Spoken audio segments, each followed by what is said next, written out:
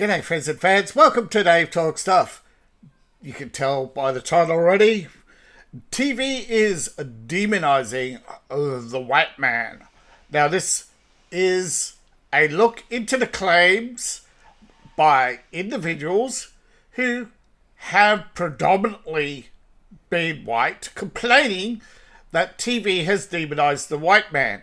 And significantly in portraying them as having a particular racial, gender stereotype. Now, the arguments stem from TV people have, as well as viewers, who often point to several trends of negative stereotyping. Critics often claim that white men are the only villains they see on TV, or as buffoons, or as a foil to a more diverse or capable character.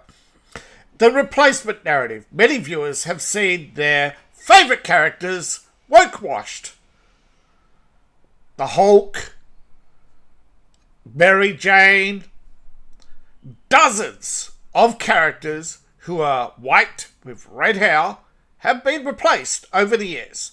Now the Hulk, at first a lot of people go, well, they're Latino, they're white adjacent.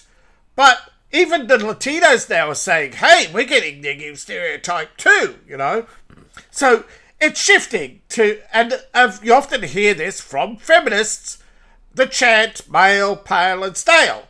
This phrase has become common with 4B and other movements where they claim white men as overrepresented. In your homeland, you're represented in your homeland. Now, specific examples. Netflix adolescents. Some viewers say that white boys were the only ones picked out. White boys and men were the only one picked out as the villains and perpetrators of crimes. I am not for the YouTube gods. I'm not the one making the claim. I'm just reporting on it.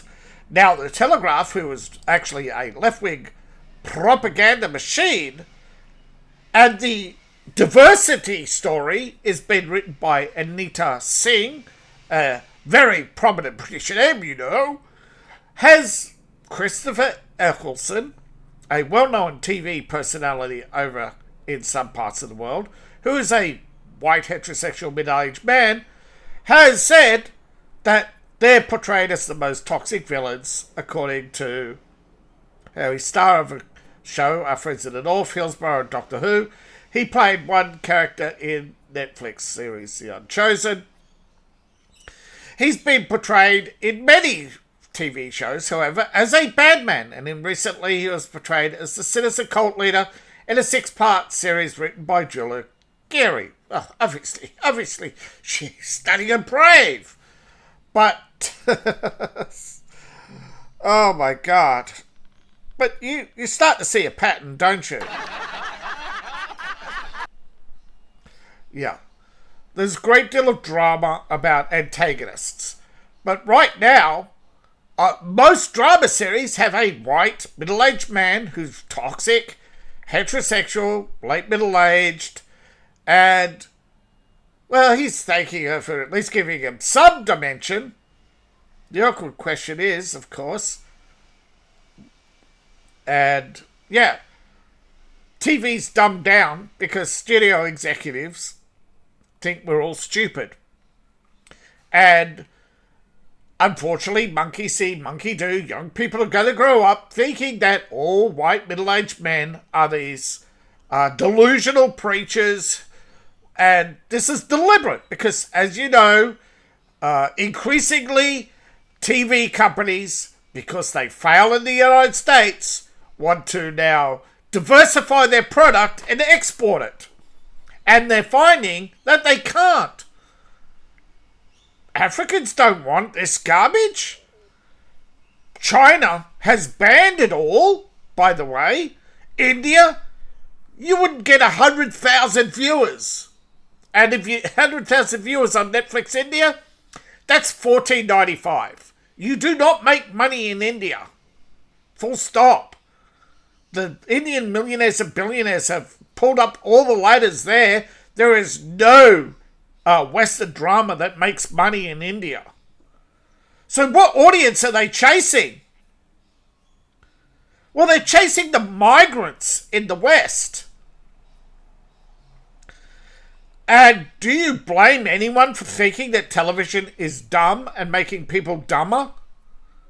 When I was a kid, they were already calling it the idiot box. They were already screaming how fake I've met real villains. I've had the misfortune of meeting real villains in criminal justice. I worked for a employment agency. We had to find former inmates jobs. You know how hard that is to find a former inmate jobs? Yeah. State of the Nation looks at the success of adolescents and says, yeah, we can export this model, but there's Edelson, by the way. Christopher Eccleston has said, no, the audience is smarter than Hollywood. Hollywood treats its audience like idiots. He's been in many, Thor, many shows, and he's seen the decline of Hollywood regarding one-dimensional villains.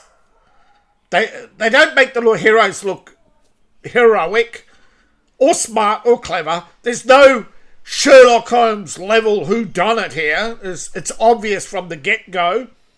Now, this was once upon a time, mysteries led with a bit of mystery. They didn't show you the kill or the killer. They didn't have a great reveal until the end. Columbo changed that and become highly successful. But here's the thing. When something becomes highly successful for doing something different, everybody copies it and everything becomes a cliche. Now, he's 62 years old. Now, he just looks younger than me, actually. He looked pretty good. But that's TV and makeup. He's probably a much fitter man than I, too. But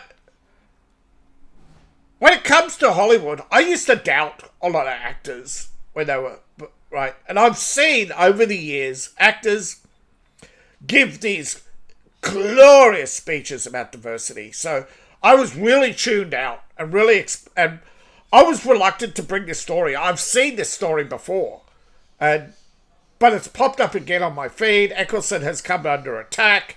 They've tried to cancel him.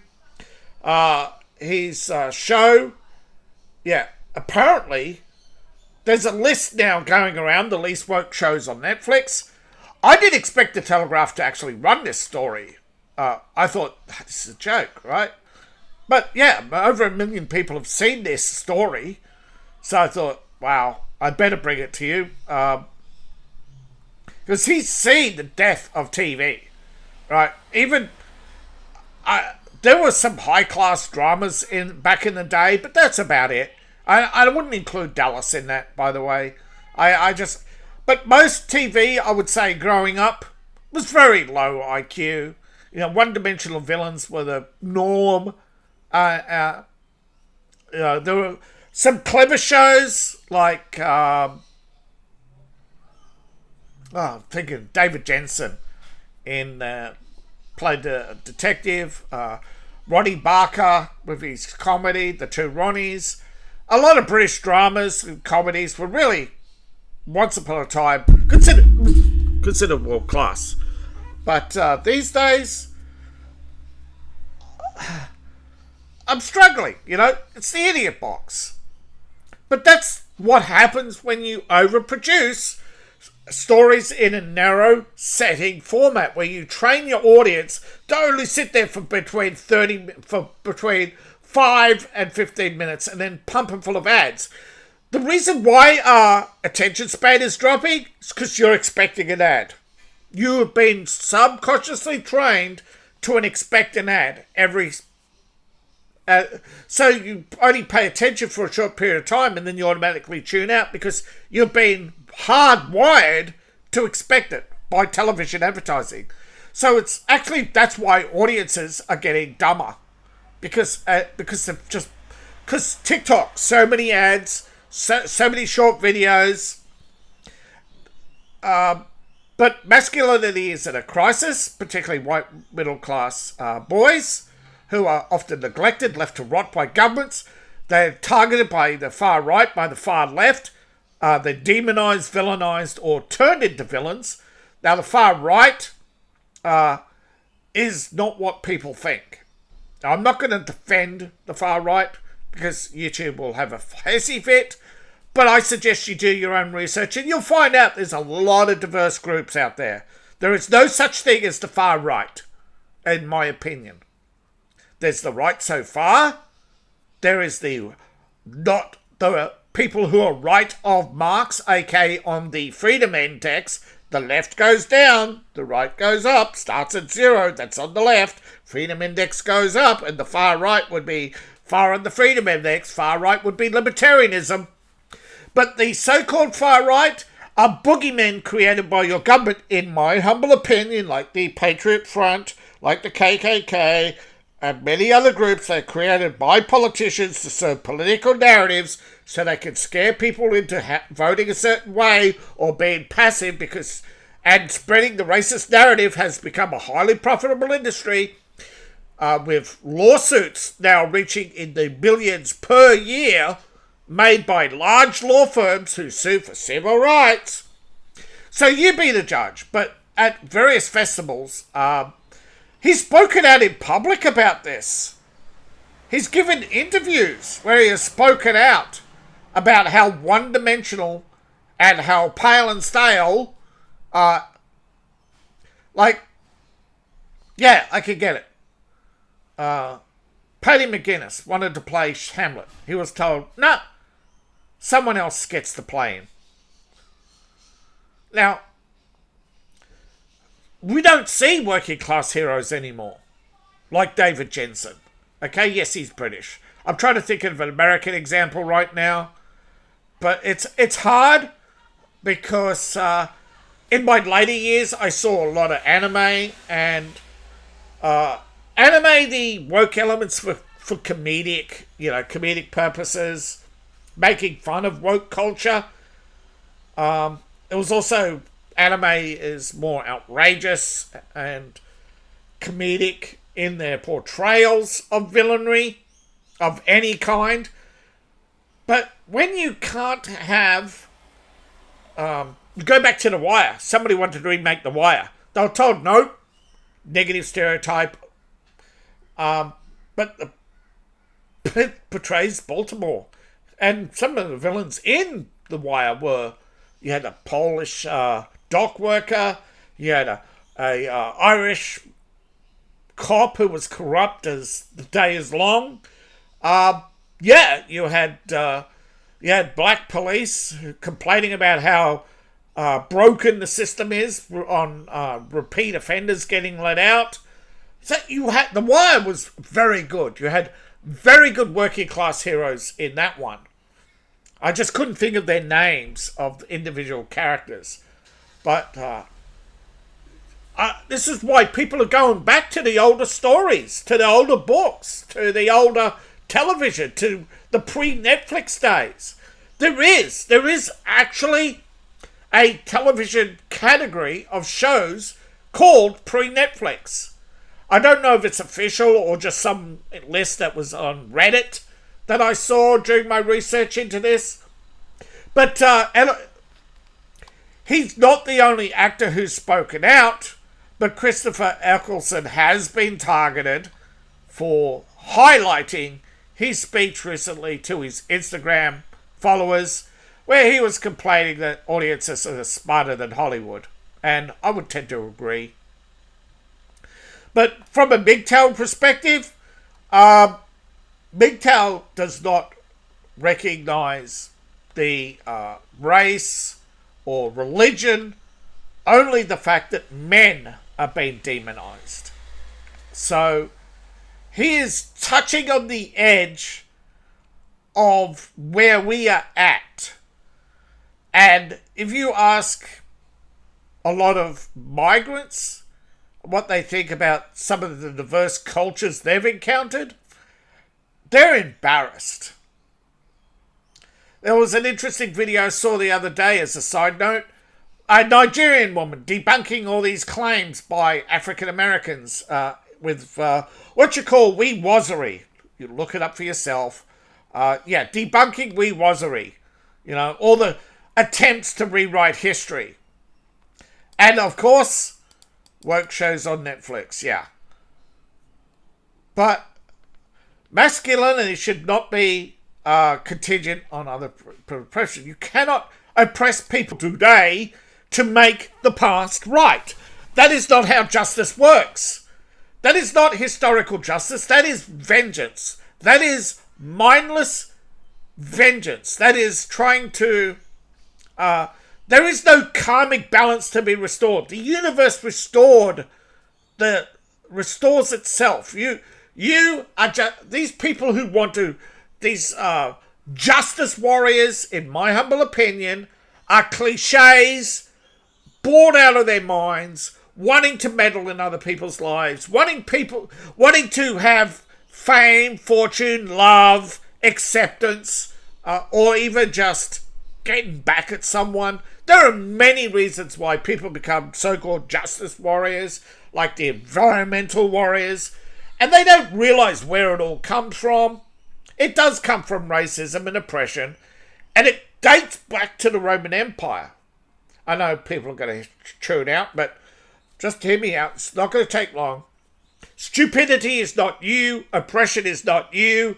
The Romans, they created a system of oppression where they had justification for everything they did based on historical grievances.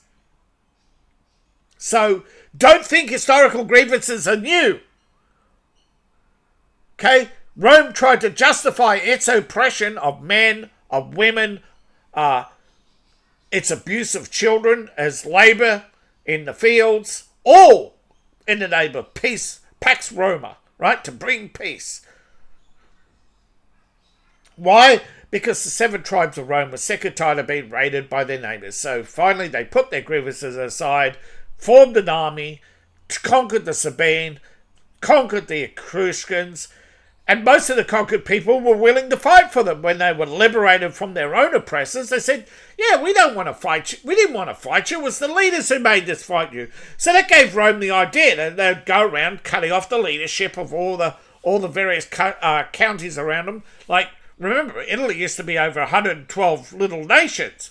So they went around cutting off the heads of leaders, and tribes would join them. They had a common language, they may have been different. Italy was made up of Celts, Greeks. It was very diverse. But you had Sardinians. In the south, I forget what they were called. All the way up to the Po Valley. They were all speaking pretty much roughly the same language. But when it became beyond liberation, when Rome stopped going from the liberator to conquest with the invasion of its neighbours, real neighbours, I mean the I forget the name of the people. I think it was actually, let's just say Italians. Beyond the non-Italians to the Swiss, to the French, to the Greeks. I know Greece was one of the Rome's first conquests because of the Greeks in Italy. And again, all throughout history, social justice has been the excuse of the oppressor, not the liberator. Okay? Rome may have started as a liberator way back in the day of Cicero, but by the time it got to Caesar, it was also conquest. They even had oppression parties where they would parade the oppressed peoples and laugh at them and humiliate them. This is where humiliation rituals all the way through to Hollywood come from. So, please understand, you are fighting an ancient evil when you are looking at social justice. Remember, that's not a new idea. It is repeating the same tired cliches of the Roman Empire to justify why they enslaved people, why they oppressed their own people. That's what it is. They want to oppress their own. They want to make sure they cannot lose elections. They don't care. Remember, Rome was a republic, and it became an empire in the name of social justice and peace and unity. So the dangers of social justice are real and ancient. It's an ancient evil where you oppress your neighbor for something that your ancestors may have not actually done. Okay? We do not have historical proof to most claims. We have some, we have enough proof, but if you go back far enough throughout history, you'll find governments have oppressed, tribal leaders have betrayed their own, right? Kings of England who sold out to foreign invaders, nothing new. Human nature has not really changed in 2,500 years. Now, this is, and of course they say, that's where they say Christianity, the left say Christianity has failed. But it hasn't. It stopped us from slipping into the barbarism of Rome. So, it hasn't failed. We have failed our ideals. And remember, the so-called liberals, they were the ones who led the conquest of and oppression of Greece so they could have their liberal academia. So do not think for a second that someone who comes to you as a liberator is a liberator. I know the actual saying is about a bird in poop, but I got into trouble last time I gave that analogy. So I'm just going to give you the short end, right? Someone says they want to liberate you. No. Do not trust them. Do not believe them. It's the same tired cliche of the cult leader who comes along and says, everything you learnt is a lie. I'm going to now bring you the truth. So, Christopher Edison has opened a can of worms, and it is delicious to see the backlash because people are revealing who they really are. And as we go on, we're going to see hopefully more people speak out against the harmful cliches. Because you can't sell one cliche by putting it onto another just so you can make stories. No. And Hollywood wonders why nobody... I mean, how many flops have we had this year? 12? 14? Out of 20 movies? That's bad. That is bad. So thank you all for watching. Please like, share, and subscribe. Please support the channel. You can support me on Ko-Fi, Patreon, buy my books, buy my merch. I really appreciate each and every one of you. I mean it. I like the conversations, though there are few and far between. So comment below. What do you think? Are the dated or made-up cliches that you've seen recently about all villains being white, about behind every crime is a white man, you know, how many harmful stereotypes? I mean, sure, if we looked at society today and saw, you know, I know the Defamation League, they were fighting. So the Defamation League are the ones, right, who claim to be fighting against these cliches, yet they're the ones funding these cliches. So I am aware of that. So see you in the next video. Bye for now. And I do look forward to the conversation, if any. I hope there is.